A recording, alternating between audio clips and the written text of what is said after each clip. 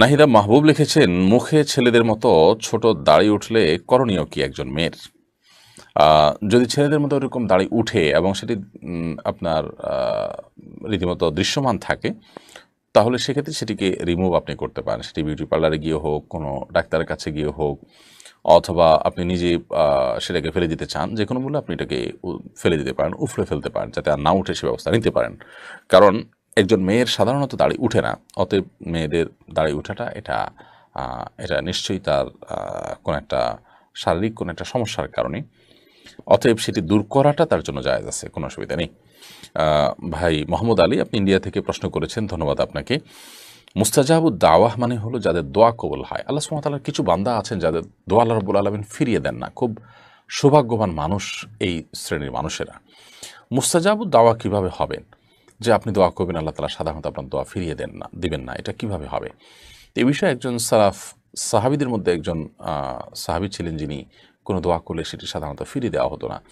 অন্যান্য সাহাবীরা তার কাছে এসে জিজ্ঞাসা করতেন যে কিভাবে আপনার মতো আমরা মুস্তাজাবুদ দাওয়া হতে পারবো। তখন তিনি একটা কথা বলেছেন, অতএব মাতআমাকা তাকুন মুস্তাজাবুদ দাওয়া, তোমার খাদ্যকে তুমি হালাল করো, তাহলে তুমি মুস্তাজাবুদ দাওয়া হয়ে যাবে। অর্থাৎ তোমার উপার্জন, তোমার খাদ্য যদি হালাল থাকে, তাহলে আল্লাহর কাছে তোমার দোয়া খুব দ্রুততার সাথে কবুল হবে। যাদের খাবার, যাদের উপার্জন যত পিওর হয়, যত নির্ভেজাল হয়, যত ঝামেলামুক্ত হয়, যত ফ্রেশ হয়, যত হালাল হয়, যত পবিত্র হয়, তাদের দোয়া আল্লাহ তাআলার কাছে তত বেশি কবুল হয়। খাবারের ক্ষেত্রে পবিত্রতা এবং পরিচ্ছন্নতা, এখানে পরিচ্ছন্নতা বলতে আমি বাহ্যিক পরিচ্ছন্নতা বোঝাচ্ছি না, হারাম থেকে, হারামের লেশ থেকে এবং আর্টিফিশিয়াল সব কিছু থেকে, এমনকি আপনার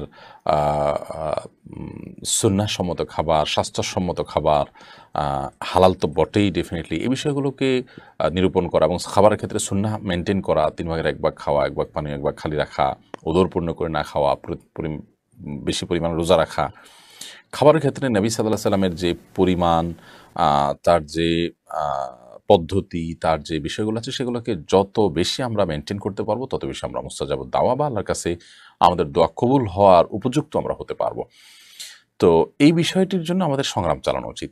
বিষয়টার জন্য আমাদের সচেষ্ট হওয়া উচিত। আমরা বেশিরভাগ মানুষই কোনো না কোনোভাবে আমরা হয়তো ভেজালে ঢুকে যাচ্ছি। অনেক বেশি খাবার খাচ্ছি, যেখানে যাচ্ছি সেখানে খাচ্ছি। কি খাচ্ছি না খাচ্ছি, এটা কোত্থেকে এসছে, এর পেছনের ইতিহাস কি, ঝামেলার জায়গাটা কোথায় থাকতে পারে, অনেকগুলো ব্যাপার এখানে সম্পৃক্ত। আল্লাহ তাআলা নেককার বান্দাগণ খাবার ব্যাপারে সেজন্য খুবই হিসাব নিকাশ করেন এবং খুবই বাছবিচার করে তারপরে খাবার গ্রহণ করেন, এবং এটি আল্লাহ তাআলার প্রিয়পাত্র হওয়ার জন্য অনেক বড় একটি শর্ত, বিশেষ করে দোয়া কবুলের জন্য। এজন্য আপনি মুস্তাজাবুদ দাওয়া হতে হলে হালাল উপার্জন হওয়া জরুরি। সেই সাথে আল্লাহ তাআলার প্রশংসা করা, শুকরিয়ার মানসিকতা থাকা, নবী সাল্লাল্লাহু আলাইহি ওয়াসাল্লামের প্রতি দুরূদ প্রেরণ করা, এগুলো দোয়ার মধ্যে আমাদের থাকতে হবে। এবং সেই সাথে যার তাকওয়া যত বেশি, আল্লাহর সাথে সুনিবিড় সম্পর্ক যত বেশি, আল্লাহর আদেশ নিষেধগুলোকে যে যত মেনে চলেন, আল্লাহ সুবহানাহু ওয়া তাআলার কাছে তিনি তত প্রিয় পাত্র হন এবং তার দোয়া কবুলের সম্ভাবনা তত জোরালো থাকে। আরিফ আর্নল্ড এআইডি থেকে আপনি লিখেছেন, শবে বরাতে কি কোনো বিশেষ নামাজ আছে?